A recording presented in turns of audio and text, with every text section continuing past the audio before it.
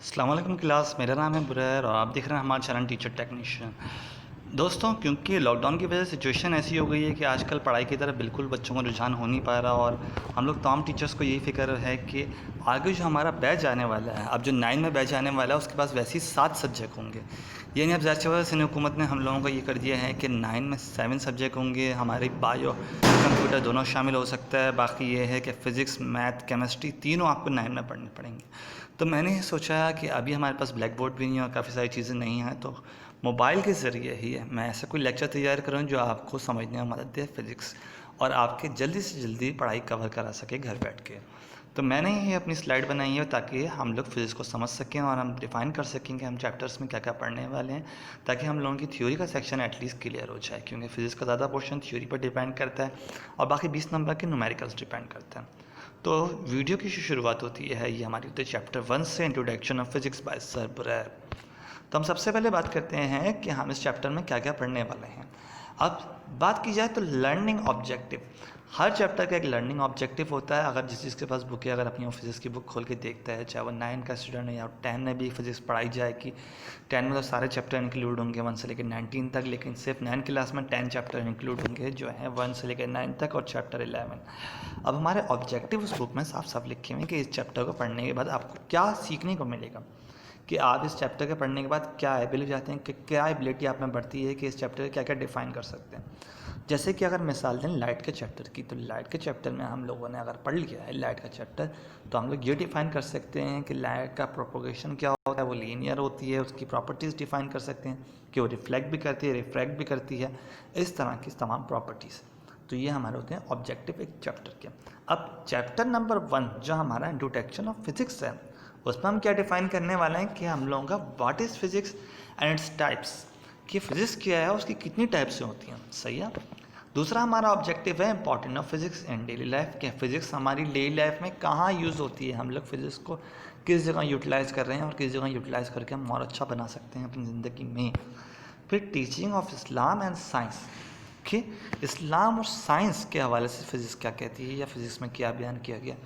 और आखिरी जो हमारा मेन चीज़ वो है contribution of Muslim and Pakistani scientist, के फिज़िक्स में मुस्लिम साइंटिस्ट और पाकिस्तानी साइंटिस्ट ने क्या कंट्रीब्यूट किया है, कि किस बात से फ़िज़िक्स मशहूर है मुस्लिम साइंसदानों की वजह से। अगर देखा जाए तो मेरे हिसाब से तो फ़िज़िक्स की बुनियाद मुस्लिम साइंटिस्ट नहीं रखी है। लेकिन हम सबसे पहले बात करते हैं कि फ़िज़िक्स क्या है, क्योंकि ज़ाहिर सी बात है आप लोग अगर देखा जाए तो साइंस तो आप बचपन से पढ़ते हुए आ रहे होते हैं, क्लास 1 से लेके 8 तक आप साइंस से पढ़े आ रहे होते हैं। अब साइंस की 3 मेन ब्रांचेस होती हैं, एक फिज़िक्स होती है, एक मैथ्स होती है, ओ फिज़िक्स होती है, एक बायो होती है, एक केमिस्ट्री होती है। अब बायो क्या है, बायो मीन लाइफ और लॉजी मीन स्टडी, यानी स्टडी ऑफ लाइफ हमारी कहलाती है बायोलॉजी। सही है। लेकिन हम लोग अगर केमिस्ट्री और फिज़िक्स की बात करें तो ये हम लोगों की डील करती है, केमिस्ट्री डील करती है किसी भी चीज़ के, किसी भी मैटर के, यानी किसी भी मैटर के या किसी भी एलिमेंट के उसके केमिकल प्रॉपर्टी मटेरियल से, कि वो किस चीज़ से बना है, वो आया कि सोडियम है, क्लोरीनियम है, ब्रोमियम है, ऑक्सीजन है, किस से बना है, किस धात से बन के बना है, मेटल है, ये है। फिजिक्स जो डील करती है, फिजिक्स की ज़रा डेफिनेशन पढ़ लें फिर आपको इसको बताता हूँ। Physics is the branch of science that deal with the interaction of matter and energy. अब फिजिक्स डील करती है उसके मैटर और उसके अंदर जो एनर्जी होती है उससे, यानी एक तरह से देखा जाए तो हम लोगों का फिज़िक्स क्या होती है, एक तरह का स्ट्रक्चर। जैसे कि आपने एक घर बनाया, अब घर में जो सीमेंट लग रही है, जो बिजली लग रही है, जो सब कुछ लग रहा है, ये सारा क्या है, एक तरह से केमिकल है। तो ये जो डील कर रही है केमिस्ट्री डील कर रही है। अब उस घर का स्ट्रक्चर, कि उस घर में कितने लोग रह सकते हैं, वो घर कितने मंजिल है, वो घर कितना लोड बर्दाश्त कर सकते हैं, कितना ये हो सकता है, ये सारी चीज़ें क्या होती हैं, हमारी फिजिक्स होती है। जैसे कि एक बॉल की बात की जाए, बॉल हमारी मटेरियल बनी है एक रबड़ के मटेरियल से, तो रबड़ का मटेरियल जो है हम लोग किस तरह बन रही है और क्या क्या उसमें चीज़ मिलाई जा रही है, हमारी केमिस्ट्री है। और उस बॉल कितना टिप्पा खा के कितना उछल रही है, कितनी दूर तक प्रयोग किया जा सकता है, कितना उसका वेट है, कितनी हाइट तक उसे फेंका जा सकता है, ये सारी क्या कहलाएगी, हमारी फिजिक्स। यानी आपकी डील करेगी interaction of matter and energy से। तो फिज़िक्स की ब्रांचों को हम कुछ इस तरह तोड़ते हैं कि फ़िज़िक्स की बहुत सारी ब्रांचेस होती हैं और हर ब्रांचेस अपना अपना एक अलग ही मुकाम रखती है। लेकिन हम लोग जो डेप्थ में स्टडी करते हैं, क्योंकि यूनिवर्सिटीज़ में ज़ाहिर सी बात है, पाकिस्तानी यूनिवर्सिटीज़ और कराची और की बात की जाए मेनली, तो हम लोगों का मैकेनिक्स ब्रांच बहुत डेप्थ में पढ़ाई जाती है, इलेक्ट्रिसिटी ब्रांच बहुत डेप्थ में पढ़ाई जाती है, एस्ट्रोफिजिक्स भी कुछ कुछ जगह पढ़ाई जाती है, इलेक्ट्रोमैग्नेटिज्म भी पढ़ाई दी जाती है, लेकिन काफ़ी सारी फिजिक्स की ब्रांच ऐसी हैं जो पाकिस्तान में जिनका ज़्यादा स्कोप नहीं है, तो ज़्यादा डिटेल में नहीं पढ़ाई जाती। फिलहाल 9-10 तक क्लास तक सिर्फ हम लोगों को ब्रांचेस डिफाइन करनी होती है, लेकिन मैं आपको प्रॉपर डिफाइन करूँगा कि इन ब्रांचेस में पढ़ाया क्या जाता है, कि उसमें होता क्या है। तो फिजिक्स की हमें फिलहाल 9 ब्रांचेस हैं जो आपकी बुक में मौजूद हैं। तो सबसे पहले शुरू करते हैं मैकेनिक्स से। तो मैकेनिक्स की बात कर रहे थे, the branch of physics that deal with the motion of object with and without reference of force, यानी एक ऐसी फिजिक्स की ब्रांच जो डील करती है किसी भी मूविंग बॉडी से। मोशन ऑफ अ बॉडी यानी बॉडी जो मूविंग में हो, जो मोशन कर रही है, जैसे हम कार की बात करें, प्लेन की बात करें, किसी दरवाजे की बात करें, कोई भी मूवेबल थिंग की बात करें, चाहे वो दरवाज़ा हो चाहे वो खिड़की हो, तो वहाँ पे एक मूवमेंट आ रही है। तो इस तरह की चीज़ों को हम मैकेनिकल थिंग बोलते हैं, जिनमें कोई इलेक्ट्रिसिटी मौजूद ना हो, कोई इलेक्ट्रॉनिक्स मौजूद ना हो। जैसे हमारी सिंपल एक गाड़ी जो है 2 पहियों पर चल रही है, एक तरह की मशीन है, वो हमारी क्या कर रही है, पेट्रोल के ज़रिए चल रही है। तो मैकेनिकल इंजीनियर जो होते हैं, जैसा कि आपने सुना होगा एनडी में मैकेनिकल इंजीनियर पढ़ रहे हैं, और मैकेनिकल इंजीनियर वो इसी ब्रांच में बेसिकली पढ़ रहे होते हैं। ये वो ब्रांच मैकेनिकल इंजीनियर वाली है। तो मैकेनिक्स हम लोगों की डिफाइन करती है कि motion of a body with and without reference of force. अब विद और विदाउट रेफरेंस ऑफ फोर्स का मतलब यहाँ पे ये है कि मैकेनिक्स के भी 2 पार्ट होते हैं। एक पार्ट होता है हमारा काइनेमेटिक्स, एक पार्ट होता है हमारा डायनामिक्स। काइनेमेटिक्स का आप तीसरे चैप्टर में पूरा रिव्यू करेंगे और पूरा वो चैप्टर पढ़ेंगे काइनेमेटिक्स हवाले से, कि हम लोग उसमें सिर्फ मोशन की बात करेंगे लेकिन विदाउट फोर्स की। यानी एक चीज़ अगर मोशन कर लिए, लीनियर मोशन करिए यानी लाइनर मोशन करिए, या सर्किल में मोशन करिए, या वाइब्रेशन मोशन करिए, तो किस तरह से कर रही है, लेकिन उसमें फोर्स का जिक्र नहीं होगा। डायनामिक्स में हम फोर्स की मदद से कि फोर्स लगने पे क्या चेंज आ रही है और क्या फ़र्क पड़ रहा है और क्या उसके मोशन में तब्दीली आ रही है, डायनामिक्स में हम ये पढ़ते हैं। तो ये होगी मैकेनिक्स। अब हम अगली ब्रांच की तरफ चलते हैं। तो अगली ब्रांच हमारी आएगी, ये हमारी है electricity branch. The branch of physics that deal with the phenomena and effect related to electric charge. अब इलेक्ट्रिक चार्ज से ये डील करती है कि जो फिनोमेना होता है इलेक्ट्रिक चार्ज में, कि किस तरह एक चार्ज बनता है। अब देखा जाए तो हम लोग सब जानते हैं कि घर में हमारे करंट आ रहा है, इलेक्ट्रिसिटी आ रही है, बिजली आ रही है। ब्रांच से साफ ज़ाहिर हो रहा है कि इलेक्ट्रिसिटी से डील करती है। अब इलेक्ट्रिसिटी होती क्या है, करंट क्या होता है? करंट हमारा फ्लो ऑफ इलेक्ट्रॉन होता है। अब इलेक्ट्रॉन, प्रोटॉन, न्यूट्रॉन, जो बच्चे मैट्रिक में हैं वो तो ये चीज़ बिल्कुल सही आसानी से समझ सकते हैं कि इलेक्ट्रॉन क्या होता है, प्रोटॉन क्या होता है, न्यूट्रॉन क्या होता है, एक एटम क्या होता है। लेकिन जिन लोगों ने अभी केमिस्ट्री भी नहीं पढ़ी, तो मैं उन लोगों के लिए बता दूँ ये बात कि इलेक्ट्रॉन बेसिकली एक एटम जो होता है, atom smallest particle of the substance होता है किसी भी चीज़ का। एटम उसका स्मॉल हिस्सा होगा जिसको डिवाइड नहीं दे सकते। तो उसके अंदर क्या होगा, उसके अंदर एक न्यूक्लियस होगा जिसके इर्द गिर्द इलेक्ट्रॉन और प्रोटॉन घूम रहे होंगे, जो उसके अंदर एक इलेक्ट्रिक फील्ड या इलेक्ट्रोस्टैटिक फील्ड क्रिएट कर रहे होंगे। तो जब उसमें से फ्लो ऑफ इलेक्ट्रॉन होता है तब जाके करंट पैदा होता है। तो इलेक्ट्रिसिटी ब्रांच का हम पूरा चैप्टर पढ़ेंगे, चैप्टर नंबर 16 फिजिक्स में, लेकिन वो मैट्रिक वाले बच्चे पढ़ेंगे, 9 में अभी ये शामिल नहीं किया जाएगा। सही है, आगे बढ़ते हैं। इलेक्ट्रोमैग्नेटिज्म। इलेक्ट्रोमैग्नेटिज्म जैसे कि इसमें इलेक्ट्रो का मतलब इलेक्ट्रिक और मैग्नेटिज्म का मतलब मैग्नेट, कि ऐसी ब्रांच फिजिक्स की is a deal with the observation and principle and law and matter of related electricity and magnetism. देखिए फिजिक्स पढ़ने का सबसे ज़्यादा फ़ायदा ये है, अगर आप समझ के पढ़ें जैसे इलेक्ट्रोमैग्नेटिज्म, हमें नाम से ही पता चल गया कि ये वो ब्रांच है जो इलेक्ट्रिसिटी और मैग्नेटिज्म दोनों से डील करती है। सही है। अब यहाँ पे क्या बात हुई, यहाँ पे हम लोग ये डिफाइन कर रहे हैं कि फिजिक्स की ऐसी ब्रांच है जो इलेक्ट्रिसिटी और मैग्नेटिज्म दोनों से डील करती है। अब यहाँ पे मिसाल लें अगर पंखे की, जिसने खुला हुआ पंखा देखा है तो उसमें देखा होगा एक वाइंडिंग होती है कॉपर की, जो राउंड राउंड शक्ल में हो रहा होता है। वहाँ पे क्या हो रहा होता है, एक तरह की इलेक्ट्रिसिटी से मैग्नेटिज्म क्रिएट हो रहा होता है, जिससे वो पंखा घूम रहा होता है। सही है, जो उसमें आवाज़ आ रही होती है सुन करके। अब यहाँ पे क्या बात आती है कि हम लोगों को आगे जाके पढ़ाया जाएगा सेकेंड ईयर में, चेंज ऑफ इलेक्ट्रिक फ्लक्स, यानी इलेक्ट्रिसिटी के ज़रिए हम मैग्नेटिज्म क्रिएट कर सकते हैं और मैग्नेटिज्म के ज़रिए हम इलेक्ट्रिसिटी क्रिएट कर सकते हैं। यानी इन दोनों का वाइस वर्सा किया जा सकता है और इन दोनों की मदद से एक दूसरी चीज़ क्रिएट किया जा सकता है और वो चीज़ चलती रहेगी। तभी जब करंट आता है तो पंखा घूमता रहता है, किस बात से, क्योंकि उसमें मैग्नेटिक फील्ड जनरेट होती है जिसको मूवमेंट पे मजबूर करती है और पंखा घूमना शुरू हो जाता है। सही है। तो यहाँ पे जो बात हुई है इलेक्ट्रिसिटी और मैग्नेटिज्म की, ये मोटर में, पंखे में और पता नहीं दीगर कितनी चीज़ों में काम आती है इलेक्ट्रोमैग्नेटिज्म। सही है। अब आगे बढ़ते हैं हम लोग। अब हम बात करने वाले हैं सॉलिड स्टेट फिजिक्स की। सॉलिड स्टेट फिजिक्स और सॉलिड स्टेट केमिस्ट्री दोनों ऐसी ब्रांचेस हैं, केमिस्ट्री की भी फिजिक्स की भी। केमिस्ट्री में तभी आपको नहीं पढ़ाएंगे, फिजिक्स में आपको सिर्फ थोड़ा बहुत डिफाइन कर दूंगे सॉलिड स्टेट में क्या होता है। सॉलिड स्टेट फिजिक्स की ब्रांच होती है, आप देखें सॉलिड स्टेट, ये हमारी डील हिसाब से बातें कर रही है स्ट्रक्चर से। The branch of physics that deal with the structure and properties of a solid material, यानी ऐसी ब्रांच फिजिक्स की जो हमारी डील कर रही है सॉलिड मटेरियल से और उसकी प्रॉपर्टीज है कि किस तरह हम एक चीज़ को सॉलिड को, जो उसका स्ट्रक्चर होता है कि वो सेंटर्ड क्यूबिक है या क्यूबिक स्ट्रक्चर है, जो एटम होते हैं वो किस तरह के स्ट्रक्चर में डाला हुआ है, उसको डिफाइन करती है। लेकिन ये हम लोग खुली आंखों से नहीं देख सकते, सिंपल इसके ज़रिए माइक्रोस्कोप और ये सब कुछ चीज़ें यूज़ होती हैं। तो सॉलिड स्टेट फिजिक्स से हम आगे बढ़ते हैं और आती है हमारी एटॉमिक फिजिक्स। एटॉमिक फिजिक्स बहुत बड़ी इजाद थी, समझें। एटॉमिक फिजिक्स यानी बहुत डेप्थ में ये चीज़ है। The branch of physics that deal with the structure and the properties of atom, यानी ऐसी फिजिक्स की ब्रांच, अब एटॉमिक नाम से पता चल रहा है, जो डील कर रही है एटम से, उसके स्ट्रक्चर से, उसकी प्रॉपर्टीज से। जैसे कि मैंने बताया हर एलिमेंट में क्या होता है, एक एटम होता है। एटम के अंदर इलेक्ट्रॉन, प्रोटॉन, न्यूट्रॉन दोनों होते हैं। अब हमने बात कर रहे थे एटॉमिक से, दिमाग में हमारे एक लव आता है एटॉमिक बम, जो एटम बम होता है, सही है। अब वहाँ पे क्या होता है, वहाँ पे फिजिक्स की दो ब्रांचें काम आती हैं सबसे ज़्यादा, यानी दो साइंटिस्ट ऐसे होंगे जो एटॉमिक फिजिक्स पढ़ा हुआ या न्यूक्लियर फिजिक्स पढ़ा हुआ, वो एटम बम बना सकता है और उसके पास एलिमेंट्स हों। उसको ये चीज़ें डेप्थ में पढ़ाई जाती हैं बहुत ज़्यादा, कि चीज़ें किस तरह यूटिलाइज़ की जाती है। अब एटम क्या होते हैं, एटम एक तरह से जो हाईली स्टेबल होते हैं, यानी जो हमारे रेडियो एक्टिव एलिमेंट होते हैं। ये आप केमिस्ट्री में पूरा डिटेल में पढ़ेंगे, जिन की चीज़ों के मास नंबर, यानी जो बहुत आगे के एलिमेंट होते हैं जो बहुत कम जगह पाए जाते हैं, जैसे यूरेनियम हो गया, रेडियम होगा, उसकी मदद से हम एटम बम बना सकते हैं। और सिर्फ एटम बम की बात नहीं होती है, हम लोग देखा जाए तो एटम एटॉमिक फिजिक्स से न्यूक्लियर रिएक्टर क्रिएट कर सकते हैं, जो हमें बेतहाशा एनर्जी दे सकते हैं।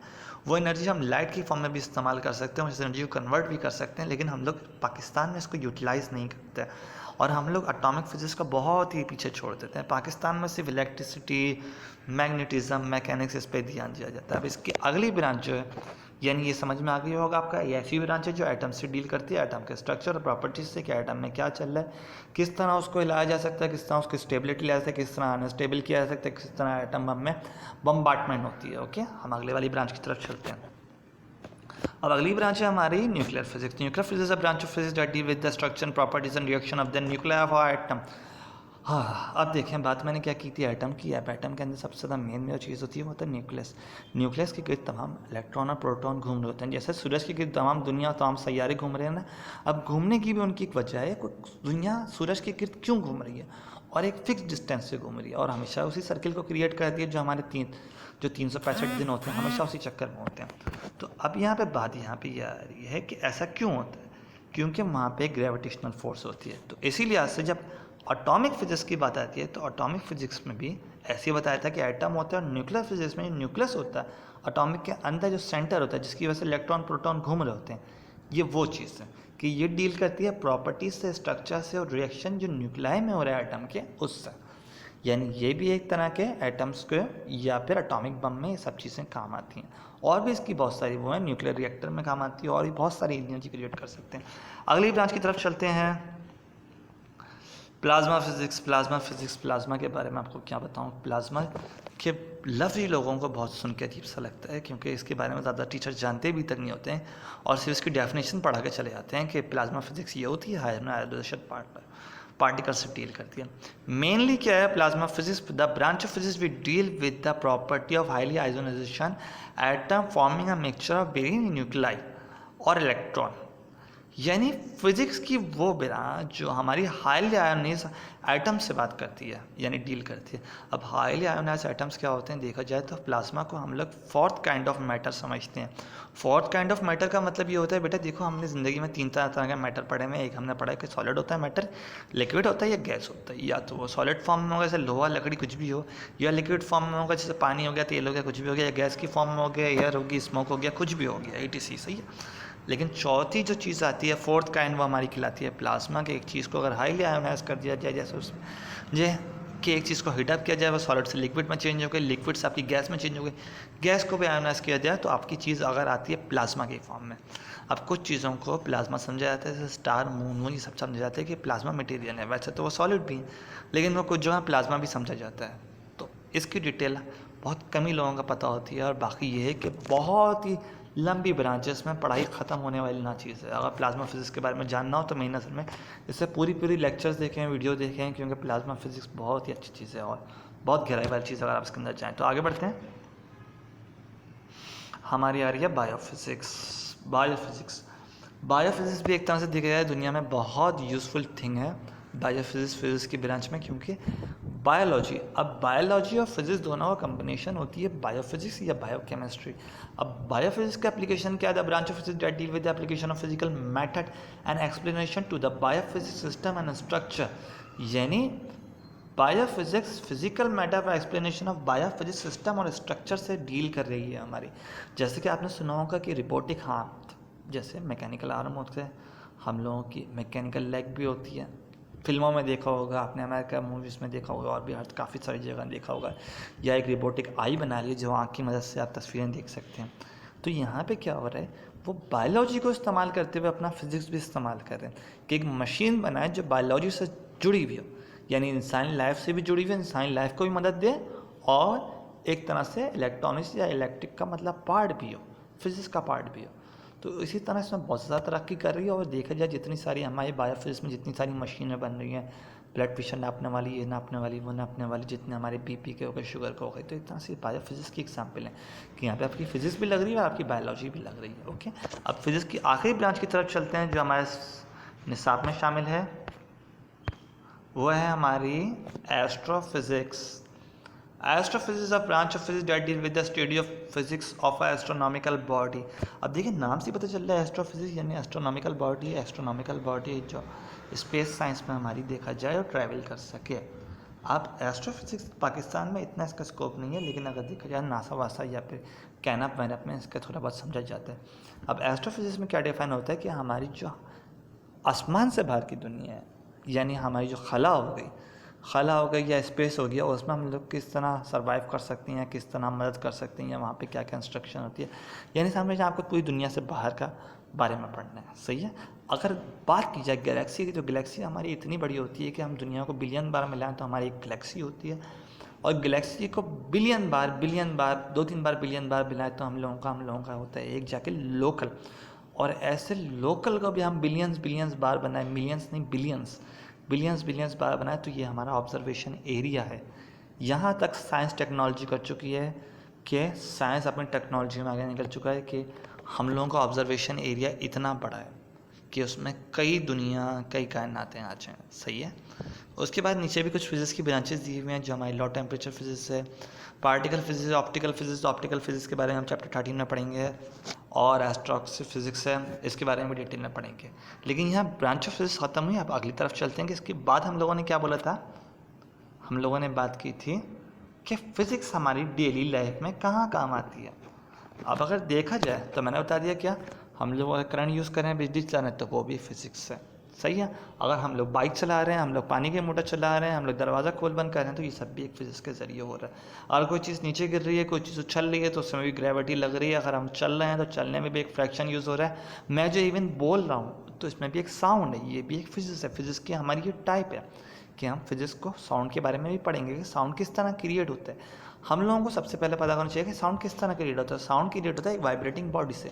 अगर हम बात कर रहे हैं जो मेरी आपको आवाज़ आ रही है, मेरी आवाज़ इस बात से आ रही है आपको क्योंकि मैं ज़बान हिला रहा हूँ। ज़बान हिल रहा है तो ज़बान एक वाइब्रेट हो रही है और उससे ही आवाज़ निकल रही है। बिना वाइब्रेशन की किसी चीज़ में साउंड पैदा नहीं हो सकता। फोर्स की बात करें तो हम ज़िंदगी में फोर्स लगाते रहते हैं, हम लोग किसी चीज़ पर धक्का लगाते रहते हैं, लेकिन फोर्स की डायरेक्शन होती है। तो फिज़िक्स हमारी डेली लाइफ में हद से ज़्यादा काम आती है और हर चीज़ में फिज़िक्स अप्लाई हो रही होती है। सही है। तो आगे बढ़ते हैं हम लोग फिज़िक्स के अगले चैप्टर की तरफ। तो हम लोग बात कर रहे थे फिज़िक्स में कि फ़िज़िक्स में मुस्लिम कंट्रीब्यूशन क्या है। अब मुस्लिम कंट्रीब्यूशन की सबसे पहले मिसाल दें तो सबसे पहले नाम आता है इब्न लहशम का फिज़िक्स में, जो बहुत बड़ी कंट्रीब्यूशन है। इब्न लहशम बसरा में पैदा हुआ था, जो कि इराक़ का शहर है, और एक बहुत मशहूर साइंटिस्ट था जो उस ज़माने का था, मुस्लिम साइंटिस्ट के ज़माने में, यानी 1965 ये इसकी पैदाइश और 1039 इसकी जो है तारीख़ वफ़ात है। He was the first scholar of physics, math, engineer, astronomy and medicine, यानी इसमें हर चीज़ में इतना हाथ डाला है। फिज़िक्स भी अच्छी थी इसकी, मैथमेटिक्स में भी था, इंजीनियर भी था, एस्ट्रोनॉमी भी था, मेडिसिन भी इसने क्रिएट की। अब इसकी सबसे पहले जो थे, अब देखते हैं इसने सबसे पहले मेन क्या he discover the nature of light. इसने लाइट के ऊपर बहुत ज़्यादा चीज़ें डिस्कवर की थी कि किस तरह लाइट की नेचर होती है। इसने डिफाइन किया था लाइट जो हमारी होती है वो हमारी लीनियर वे में प्रोपोगेट करती है, यानी लाइट हमेशा स्ट्रेट डायरेक्शन में प्रोपोगेट करती है। अब आप लोग सुनते होंगे लाइट हमेशा स्ट्रेट डायरेक्शन में प्रोपोगेट करती है, इसका मतलब ये है कि लाइट हमेशा सीधी आती है लेकिन तो हर जगह पहुंच रही होती है। बात सारी यहाँ पे स्ट्रेट का मकसद यहाँ पे ये हो रहा है बेटा कि अगर लाइट स्ट्रेट नहीं वेव मोशन में प्रोपोगेट करती तो वो क्या हो रहा था, अगर कोई चीज़ ढकी हुई भी है तो उसके अंदर जा रही होती है, जैसे आवाज़ जाती है, वो सिर्फ स्ट्रेट डायरेक्शन में प्रोपोगेट करती है तभी वो चीज़ सीधों से टकराती है और ख़त्म हो जाती है। वरना एक दराज के अंदर अगर दराज बन हुई भी है तो उसके अंदर भी हमारी लाइट जा रही होती है, कोई चीज़ बिना रोशनी के होती नहीं अगर लाइट वेव मोशन प्रोपोगेट करती है। तो यानी इसने सबसे पहले नेचर ऑफ लाइट और उसकी एनर्जी के बारे में डिफाइन किया था। इसने ही also give the structure of working of eye, इसने आई का स्ट्रक्चर भी डिफाइन किया था कि हम लोगों के आई का स्ट्रक्चर क्या होता है। सही है, ये इसकी बहुत बड़ी कंट्रीब्यूशन थी कि आई का स्ट्रक्चर डिफाइन करना उस ज़माने में। अगला इसका क्या है, he give the many law of reflection, wrote many book of the law of reflection. उसने लॉ ऑफ रिफ्लेक्शन भी दिया और उससे बहुत सारी बुकें भी लिखी। ये भी एक बहुत बड़ी है कि लाइट किस तरह रिफ्लेक्ट की जा सकती है। हम जो देख रहे हैं हर चीज़ रिफ्लेक्शन के ज़रिए हम कितने सारे आयनों से रोशनी करते रहते हैं। एक तरह से रिफ्लेक्शन हमारी बहुत बड़ी प्रॉपर्टी है मिरर की भी, तो ये इसने दिया था। और एक और चीज़ जो आपके निसाब में शामिल होगी चैप्टर 13 में आएंगी, he construct a pinhole camera. इसने पहला कैमरा बनाया था जो पिन होल कैमरा था जिसमें इमेज उल्टी दिखाई देती थी। तो ये थी इब्न लैशम की कंट्रीब्यूशन, मुस्लिम साइंटिस्ट था जो पहले आता था आपकी बुक में सबसे मशहूर। अब इससे आगे बढ़ते हैं हमारी अल-बैरूनी। अल-बैरूनी भाई ये भी स्मॉल एक छोटे से शहर का था अफ़गानिस्तान का। उसने बहुत सारी बुकें लिखी हैं मैथमेटिक्स पे, फिज़िक्स पे, कल्चर पे, एस्ट्रोनॉमी पे। आप इसकी सबसे पहले बताएं कि इसने सबसे पहले क्या डिफाइन किया। Discuss the detail about the movement of sun, moon and other planet. इसने सबसे पहले शमसी निज़ाम बनाया था कि किस तरह मून की मूवमेंट है, किस तरह सन की मूवमेंट है और किस तरह अदर प्लैनेट मूवमेंट कर रहे हैं, कि किस तरह मूवमेंट कर रहे हैं, कौन पहले घूमता है, क्या किसके इर्द घूम रहा है। ये अल-बैरूनी की कंट्रीब्यूशन है। Determine the density of metal. Density of metal भी इसने डिफाइन की थी कि किस मेटल की ज़्यादा डेंसिटी है। सही है, डेंसिटी क्या होता है, मास अपॉन वॉल्यूम, कि कितना, जैसे आप बात करें कि लोहा अगर 1 किलो होगा तो उसका साइज़ छोटा होगा, लेकिन अगर आप स्टील की बात करें तो उसका साइज़ बड़ा होगा। ये डेंसिटी डिफाइन करती है कि क्या चीज़ कितने मास पे कितना वॉल्यूम होगा उसका। सही है। ये give the idea of floating skin like a ship in the water. ये इतना मेन पॉइंट नहीं है। ये also the measure of circumference of earth. इसने सर्कमफेरेंस ऑफ अर्थ भी एक तरह से कैलकुलेट करने का किया था क्योंकि मैथमेटिक्स और फिजिक्स दोनों से आता है, तो उसका एक आइडिया था सर्कमफेरेंस ऑफ अर्थ का। सही है, ये इसकी कंट्रीब्यूशन है। इससे आगे बढ़ते हैं। याकूब अल-किंदी, ये भी बसरे का है और ये भी अफ़गानिस्तान का ही है। सही, याकूब अल-किंदी, इनकी बात की जाए तो ये भी बहुत मशहूर साइंटिस्ट हैं मुस्लिम साइंटिस्ट में। ये 3 मेन साइंटिस्ट हैं जो आपकी बुक में शामिल किए गए हैं सबसे ज़्यादा, जो मुस्लिम साइंटिस्ट थे और जो पुराने हैं अभी के नहीं। ये 800 AD के हैं, यानी अगर देखा जाए तो नबी सल्लल्लाहु अलैहि वसल्लम से 200 साल बाद के तकरीबन। सही है। He discover the method of specific gravity. Specific gravity क्या होती है, ये इसने मेथड डिस्कवर किया था। सही है, ग्रेविटी के बारे में हम डिटेल में पढ़ेंगे चैप्टर 7 में। He discuss the music from the scientific point of view. उसने ये बताया कि म्यूज़िक क्या होता है, साइंटिफिक उसका पॉइंट ऑफ व्यू थी, साइंटिफिक पॉइंट ऑफ व्यू से म्यूज़िक किस तरह बनता है, यानी अगर किसी चीज़ से म्यूज़िक बन रहा है तो किस तरह बनता है। जैसे कि मैं आपको बताया मैं बोल पा रहा हूँ तो किस बात से बोल पा रहा हूँ, क्योंकि मेरी ज़बान है और वाइब्रेट कर रही है तभी आवाज़ निकल रही है। सही है, ये होता है। ये also discuss the nature of sound.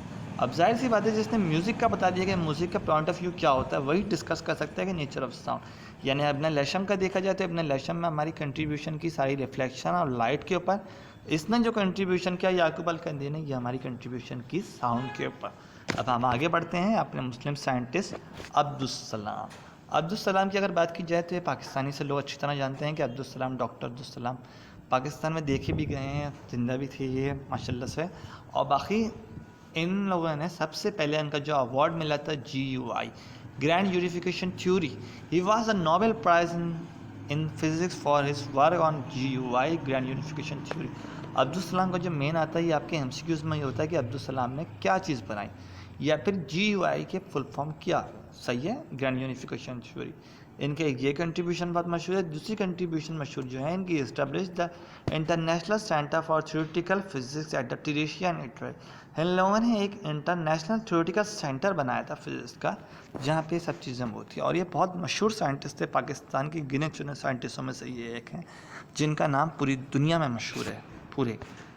आगे बढ़ते हैं। ये आखिरी हमारे डॉक्टर अब्दुल कदीर, इनको तो सभी जानते होंगे माशाल्लाह से, और अभी कुछ अर्से पहले इनके साथ इलेक्शन भी लड़ने के लिए किया था इन्होंने। लेकिन अब वही वाली बात है कि हमारे यहाँ साइंस को भी इतनी तरजीह नहीं जाती, ना टीचर्स को, ना किसी चीज़ को। यानी हम लोग एक तरह से अपनी कामयाबी रोक के बैठे हुए हैं। क्यों? क्योंकि ना हमने इंडस्ट्रीज़ कायम की, ना हमने फैक्ट्रीज़ कायम की, हम दूसरों के उस पर कह रहे हैं। और हम लोग ये इस बात से नहीं कर रहे क्योंकि बात सारी ये, हम लोग ये सोचते हैं इतना खर्चा जिसमें आएगा इतना अच्छा ये कि दूसरे मुल्क से हम एक्सपोर्ट कर लें। माना कि खर्चा ज़्यादा हो सकता है अपने मुल्क में सनतें कायम करने पे, कि मज़दूरों को अलग तनख्वाह दें, सनत अलग लगाएं, लेकिन बात में ये है कि हमारा मुल्क भी बहुत तरक्की करेगा। तो यही चीज़ पाकिस्तान में मद्देनज़र नहीं रखी जाती और इसको टोटल इग्नोरेंस किया जाता है। तो हम बात करते हैं डॉक्टर अब्दुल कदीर ख़ान की।